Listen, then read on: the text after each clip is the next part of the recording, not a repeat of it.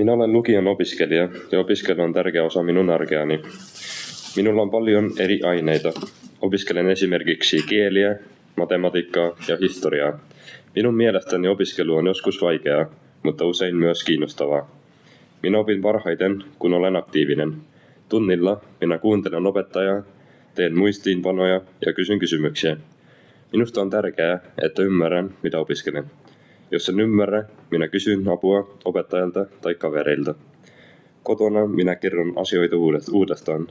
Joskus minä katson videoita tai käytän digitaalisia materiaaleja. Ne auttavat minua oppimaan paremmin. Minä yritän opiskella vähän joka päivä, en vain ennen koetta.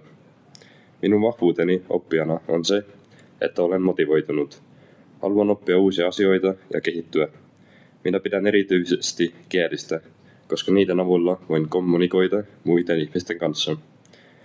Minulla on myös haasteita. Joskus minun on vaikea keskittyä ja joskus en jaksa opiskella.